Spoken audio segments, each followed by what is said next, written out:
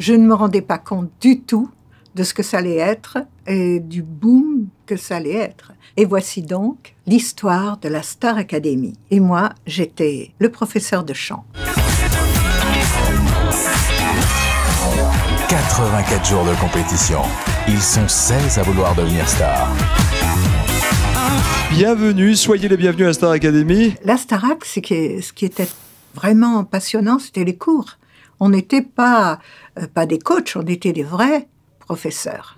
Professeur de théâtre avec Oscar, danse avec Kamel, et moi, le chant, c'était notre métier. Truc-là, je veux. Travailler simplement comme ça, avec des gens sympas qui avaient été sélectionnés. On voit tout de suite les personnalités, c'est intéressant. Le plus rebelle, c'était Jean-Pascal. J'aime les filles qui travaillent à la chaîne. C'est quelqu'un qui m'a toujours beaucoup touchée. On dit « ouais, il est drôle, machin, tout le monde rigole ». Mais vous verrez, quand vous regarderez l'émission, à quel point il est plein de souffrance. Toujours des mots, les mêmes mots. Je ne sais plus comment te dire.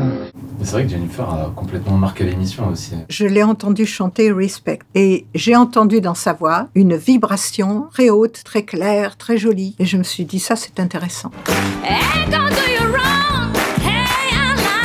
Sinon, il y a toutes les histoires. Il y a des élèves qui partent en pleurant. Le plus terrible, c'est quand j'ai été directrice et qu'il fallait annoncer les nominés. Et là, on est très près d'eux et on les sent trembler. Moi, je t'ai pas nominée. Mais après, il se passe des choses incroyables. C'est toujours émouvant quand quelqu'un qui est complètement paumé avec son corps, tout d'un coup, s'aperçoit que le corps obéit et fait des choses extraordinaires. Et là, il y a une sorte de confiance en soi qui s'installe. C'est un très beau moment. Élodie Frégé, elle a chanté avec un corset, une guêpière extrêmement serrée, un cercle de feu. Et quand il y a un cercle de feu, on ne peut plus respirer parce que le feu prend tout l'oxygène. Et derrière un tigre qui était complètement énervé, elle faisait « Oh !» Et elle y allait jusqu'au bout. Et c'était extraordinaire.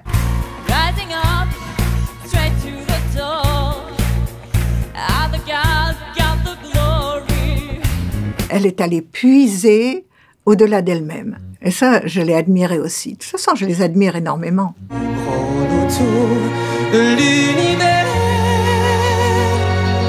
J'ai pas tiré mon numéro. Je suis mal dans ma peau. Juste après la première Starac, j'ai été invitée par une chanteuse qui avait une classe de chant à Chambéry. Et j'ai rencontré Grégory comme ça. Et quand je l'ai entendu chanter, j'étais très émue. Pendant les 2-3 jours que j'étais là-bas, on est restés tout le temps ensemble. Et j'ai dit, tu chantes très très bien, il nous faut un garçon comme toi à la Star Academy.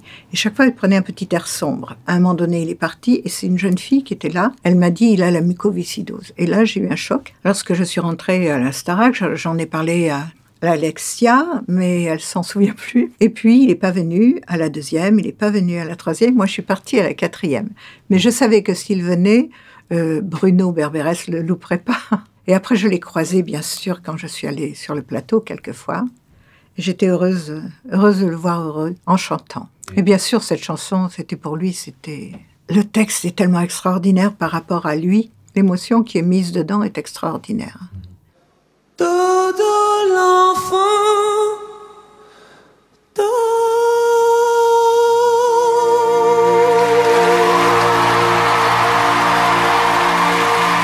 La chanson, quelquefois, est tellement forte qu'elle fait son travail plus que le chanteur. Elle vous emporte parce qu'elles sont pleines d'émotions et que ce sont des grands tubes. Ce qui est dommage, moi j'aimerais qu'il y ait une école où les gens écrivent aussi. Mais là, non, il y a des chansons qui existaient, qu'on a chantées, rechantées. Des chansons qui ont fait leur preuve, faussent un peu la donne. Avant la Starac, la France était la spécialiste des chanteurs célèbres qui chantaient faux quand même.